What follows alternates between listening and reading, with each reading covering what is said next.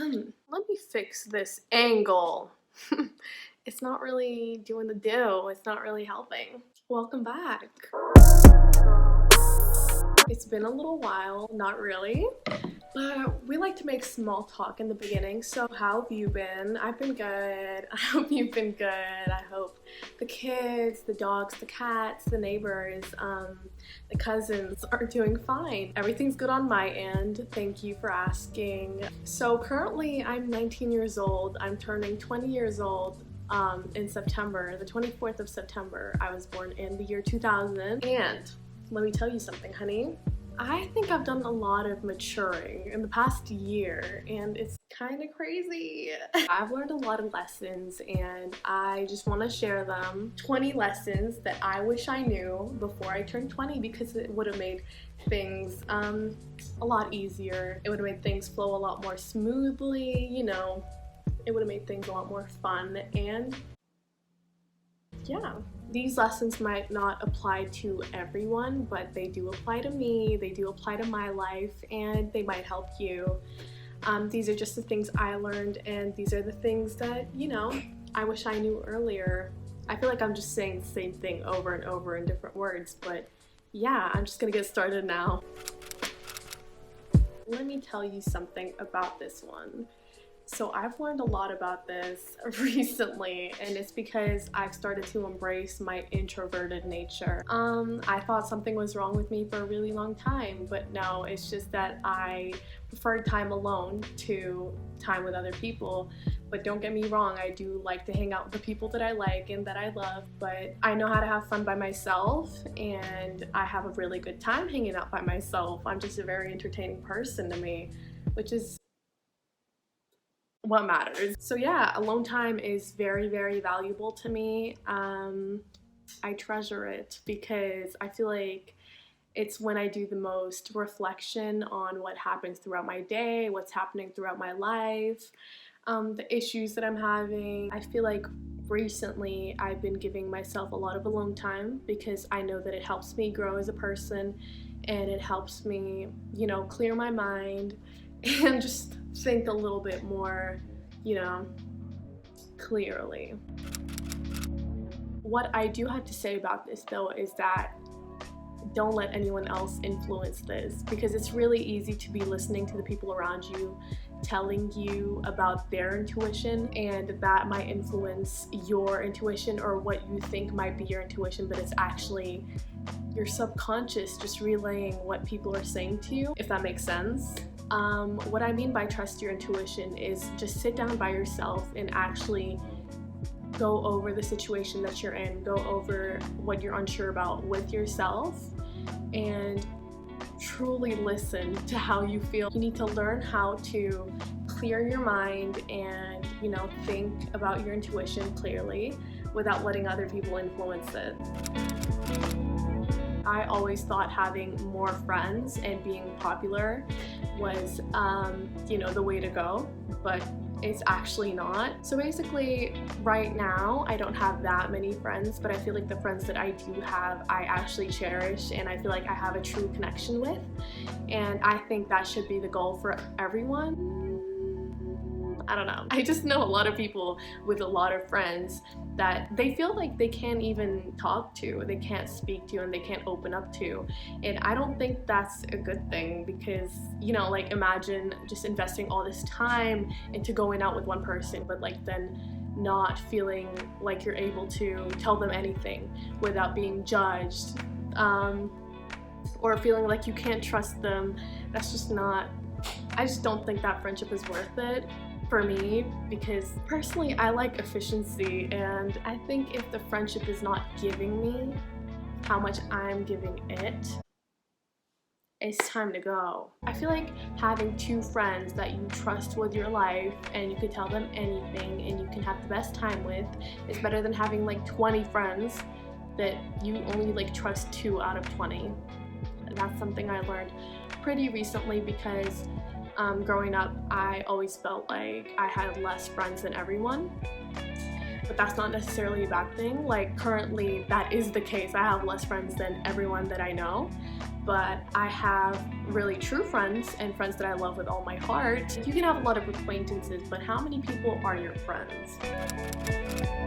I didn't get a job until I was, a proper job. I didn't get one until I was 19 years old. I got my first job this summer. I'm a personal tutor, so yeah, that's my first job. But what I would say to my younger self is to get a job as soon as possible, because it gives you a sense of responsibility and you don't have to rely on your parents for everything. I think having a job really helps with like discipline, making your own money, working on saving your money, not blowing it on stupid things because you kind of understand the value of it. And I don't know, it kind of like gives you your own responsibility. Like you're held responsible if you do something wrong in your job, and no one else is held responsible but you, and it kind of forces you to grow up a little bit. And that's why I feel like I should have gotten a job as soon as I could, because I think I had a lot of maturing to do. This is a really important tip because it teaches you to not rely on your parents for money all the time. It ties in with my previous lesson about the job, is that it teaches you the value of money, and you start to buy your own things and you start to feel a little more accomplished about doing that, because it's like a gift to yourself, and for those gifts that you buy for yourself, you value them a bit more than regular gifts because you've worked hard for them. So the sixth lesson that I wish I knew is that taking care of your skin should be a priority. And taking care of your skin isn't just using like really expensive products and that's it. It ties in with your diet, your sleep schedule, how much water you drink, and the skincare routine, but it doesn't always have to be expensive. Growing up, I didn't suffer from acne, which I'm very thankful for, but around 2 years ago or something, I used to pick at my skin a lot because I'm a very anxious person, and that's why I got like hyperpigmentation for a while, like really bad hyperpigmentation. And it's still there a little bit, but you know, I got rid of the most of it just because you might not have the typical teenage acne. You still need to make sure you maintain that good skin because you might not have it forever, and I did go through that. So yeah, taking care of your skin not only leaves you with like clear, smooth, and like nice skin, it also, you know, adds a morning routine and a night routine to your life. It sort of disciplines you to stick to this routine, which is also really good growing up because you do need discipline, and you don't always need to be disciplined by your parents. You can teach yourself discipline. I need to emphasize this, is staying out of drama where you can. It doesn't mean you need to let someone disrespect you and walk all over you, but you don't have to stoop to someone's level. So if someone's disrespecting you, you politely tell them to stop disrespecting you and you move on. Choose the right friend group. Don't choose a dramatic friend group because they're always going to drag you into things. I've had a few friends like that, and let me tell you, it doesn't add any value to your life. If anything, it adds a lot more stress, and you don't need that growing up because being a teenager is stressful enough, so you don't really need avoidable drama. And a lot of high school drama is very, very avoidable. Let me tell you that. Don't disrespect other people because you're going to be putting yourself in drama as well. Just be unproblematic. Mind your business and do your schoolwork, and I think that's about it. The stress is going to distract you from the more important things in life, like family, schoolwork, work if you go to work, your mental health. You know, it's just really bad, so try to avoid it. The eighth thing I wish I knew is to stay active, and what I mean by this is not just going to the gym, because that might be a little boring for some people. I took up boxing and a few sports in high school, and I think that's really, really good for your mental health, especially as a student. If you're under a lot of stress, always making time to go to the gym or like whatever, practice, that could be your free time, and it kind of gets the blood flowing, gets the heart rate up, and It's just good for you. It's good for your heart. It's good for your health. It's good for your happiness, and it keeps you more focused as a person. It's just really good for you in general, and it also disciplines you as well. This thing I struggle with to this day, and it's drinking enough water. Drinking water is just so good for you. It's so good for your skin, your health, your mood, your hair, your body in general, just everything. So drink a lot of water. You can download one of those apps that kind of reminds you to drink water. There's like this one that says like water your plant, and that reminds you to drink water, or it's just a regular reminder. Just drink a lot of water, because also while you're a teenager and you're growing up and you're going through like bodily developments, water is just really good for you. So yeah, make sure to drink a lot of water.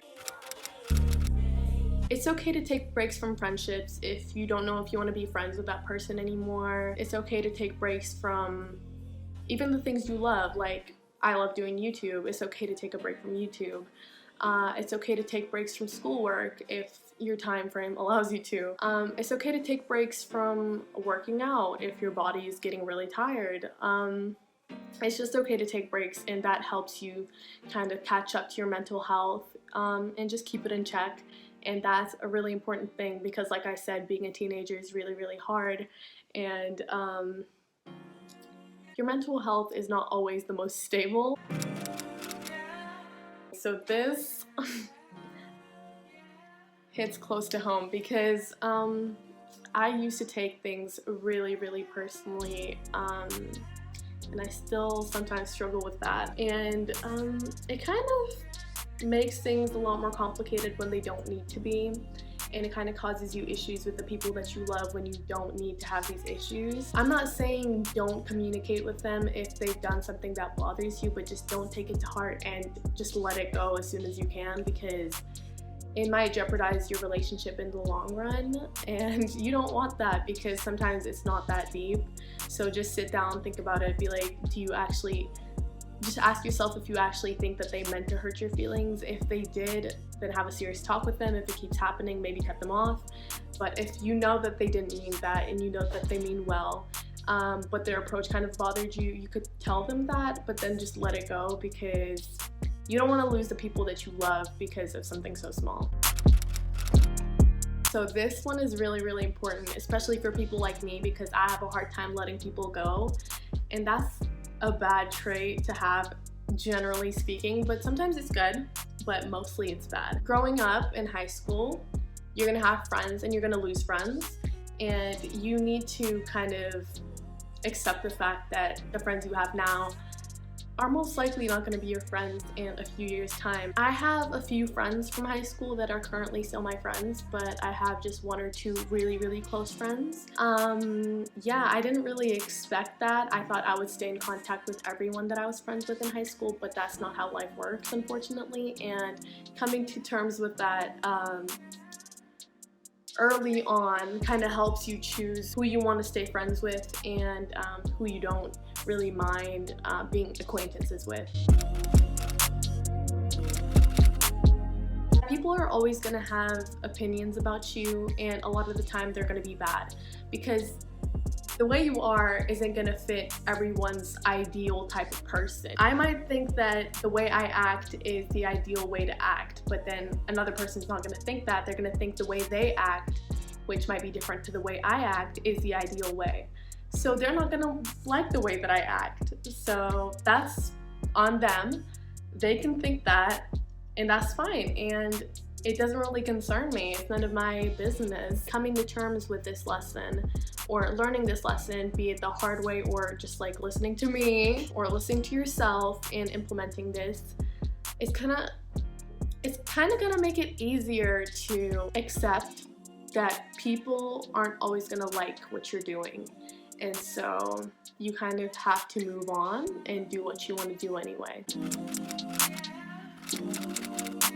I was a very insecure teenager growing up, and I was insecure about my hair, my skin, my eyebrows, my weight, because I was overweight at one point. just everything about me. I thought I was a very unlikable person. I just didn't fit in at school, and so I thought something was wrong with me.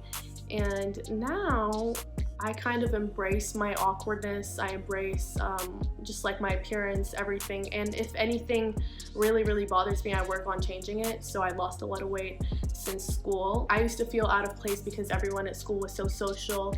I didn't really, like, I was kind of forcing myself to be social, but I'm not a very extroverted person. So I'll like be really social with one person and I'll be thriving by myself, just chilling by myself, but I won't have the best time if it's like 100 people in a room. And so that's why I didn't really have fun at like high school parties, middle school parties, and I kind of beat myself up about that because I thought that something was seriously wrong with me and that I was just not a likable person, and that's why I didn't really click with anyone. But it's just my personality type, and you sort of have to live with that. If it makes you happy, then it makes you happy. I still get comments about how I spend a lot of alone time, but I don't really let them get to me nowadays because I've just accepted that that's what I like to do. When I think about this, I think about the process of applying to university. I applied to UCL, LSE, Oxford, Durham, and King's, and Bristol was like the sixth one. I applied through clearing. I didn't go to any of my 5 choices. So I got rejected from Oxford and LSE. I got accepted to UCL, King's, and Durham, and UCL was like my dream school at one point, but I couldn't afford living in London. I feel like this background is just really like whatever, because I couldn't afford living in London. And I ended up applying to Bristol because my university counselor advised me to do that, because I wasn't really, satisfied with any of my choices any of my 3 choices that I got accepted to. So I did, and I was stuck between Durham and Bristol, and I was so close to going to Durham. And my mom was like, yeah, you should check out Bristol, like the website, check out videos, people just love it there, that's what I heard. And I was like, no, I don't want to go, like I should be in London, blah, blah, blah. But now I'm having the best time in Bristol. Like I am so glad that I go to Bristol now, because I don't think I would have had as good of a time if I was going to any other university, or maybe that's what I think. But so basically the point of this anecdote is that things might not always go as planned, but they might turn out better. 9 times out of 10, things are gonna go better than you think, and it might be the best choice for you. So you just kind of need to go with the flow sometimes. So in school, I used to be a massive reader, but I got to a point in high school where the workload was just too much, and I kind of stopped reading. And I feel like when you stop reading, it's hard to pick that habit back up, and I kind of wish I never stopped reading, because it's like you start to procrastinate. You're always like, yeah, I'm gonna read this book, yeah, I should probably start reading, and you never do. So one lesson that I wish I had learned earlier is to read as much as possible, and just to never stop, basically. Like, on top of what you learn at school, you do need to teach yourself some things as well. And reading teaches you a lot of things. No matter what genre of book you're reading, you're always going to learn something. Don't let people influence how you choose to live your life. What I mean by this is, I'm trying to figure out a way. I think what I'm trying to say is, don't think about other people's opinions when you make life-changing decisions. Let me give an example. So I'm thinking of, okay, this isn't really that life-changing, but it's kind of a decision. So I'm thinking of dyeing my hair blonde. I'm not actually, but this is an example. I'm thinking of dyeing my hair blonde, and I've asked a few of my friends' opinions, and they were like, no, you look ugly, like blonde. And I really want to do it. I don't think I should be thinking of what they think when taking that decision, because it's my life, and you're gonna regret not doing what you want to do in the long run because you listen to these people, because essentially they are just side characters, let's say, in your life, and you're the main character. So let the main character do what they want to do. So I've only recently started getting into self-care, and I never really used to do that much self-care growing up. And this isn't just like skincare, hair care.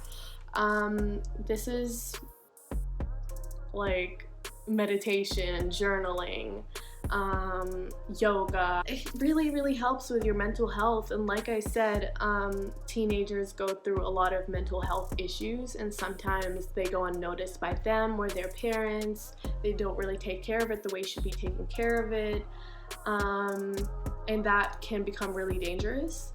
So I think taking time for yourself, figuring out how you want to take care of yourself and take care of your mental health.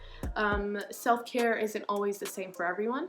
So let's say I love to draw, I love to paint. I think self-care might look like taking a whole day off by myself, just painting, listening to music, and that might be my ideal version of a self-care day. Whatever, like, you get what I mean? Just do whatever you class as self-care, and just take care of yourself. So I turned 18 when I was in the UK, right after I moved there, and so I couldn't take my driver's test here until like the summer after, so basically last summer. It kind of felt weird because a lot of my friends already had their license and just everything, they knew how to drive, and I didn't. So I took lessons that summer, and it took me a while. It took me like one try. Okay, so basically I passed the theory the first time, I failed the practical one the first time, and then I passed. Barely. I think getting your driver's license ASAP helps with not procrastinating to get it.